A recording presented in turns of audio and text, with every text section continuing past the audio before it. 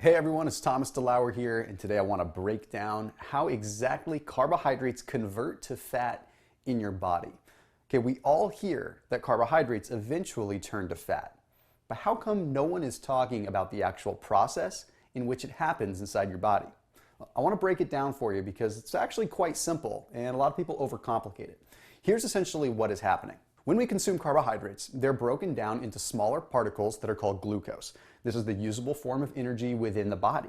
So what our body doesn't end up using in the form of glucose for immediate energy needs, it stores in the liver and it stores in the muscles in the form of what is called glycogen. Once the immediate needs for energy are met and the muscle and the liver have stored up glycogen, then another process can occur, which is called de novo lipogenesis. And that de novo lipogenesis is the magic phrase here. What that means is the creation of fat from a non-fat particle.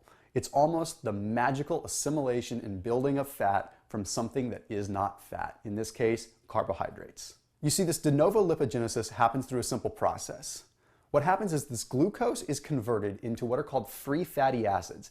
They're basically fat molecules that are floating around the bloodstream ready to be utilized. But these fat molecules bind with a glycerol molecule to form something that is called a triglyceride. I'm sure you've heard of that before. Maybe your doctor has told you you need to get those numbers down. Maybe they've told you that you're at an unhealthy level of triglycerides.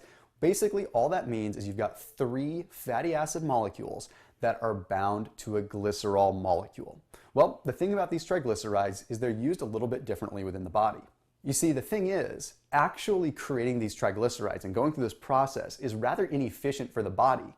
And there's a few reasons that the body will start to upregulate this de novo lipogenesis, meaning starting to increase the amount of fat that is stored from carbohydrates.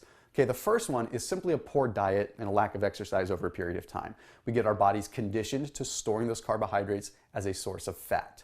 The next one is simply eating a high amount of carbs over a short period of time. You see, you've now conditioned your body to utilize those carbohydrates, and what you don't use as immediate energy, your body gets very efficient at storing as triglycerides.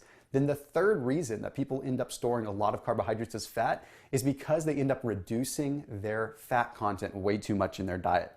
Usually when they're trying to do something good, you're trying to reduce your calories, so you go on maybe this low-fat diet where you don't have a lot of fats, but you have a higher amount of carbohydrates.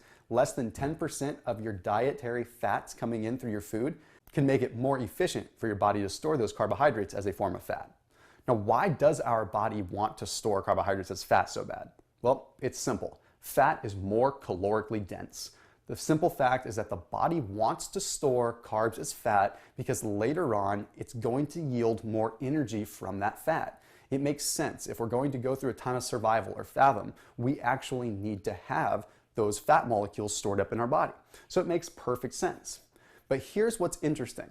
Some of the research is now suggesting that the fat that we deposit and the fat that we store that comes from carbohydrates being converted into fat is more dangerous than the fat that we just accumulate from consuming extra calories or consuming excess fat. Yes, quite literally, the fats that come from carbs and those triglycerides can be much, much worse inside the body. And a lot of times it has to do with the fact that this DNL causes the promotion of what is called palmitate. And palmitate is extremely inflammatory and has been linked to a lot of diseases. So not only are we looking at a worse kind of body fat that's hard to get rid of, but we're looking at an inflammatory marker as well. We're looking at something that can trigger more inflammation. Now, last but not least, triglycerides are hard to transport through the blood. So they end up binding with proteins in order to be transported, and this is where you get lipoproteins or high levels of bad cholesterol. So now you can see the simple facts.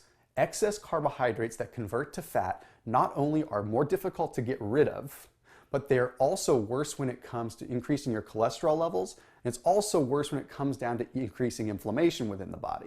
So there you have it, the simple science of why carbs convert to fat and how that really ends up working inside your body, so that you know that you can start breaking away from the usual high carb, low fat diet, and maybe start indoctrinating a little bit more of those fats into your diet. So as always, keep it locked in here on my videos. And if you ever want more videos and more topics and more stuff emailed to you straight away, make sure you visit and make sure you sign up for my newsletter so that you never miss a beat.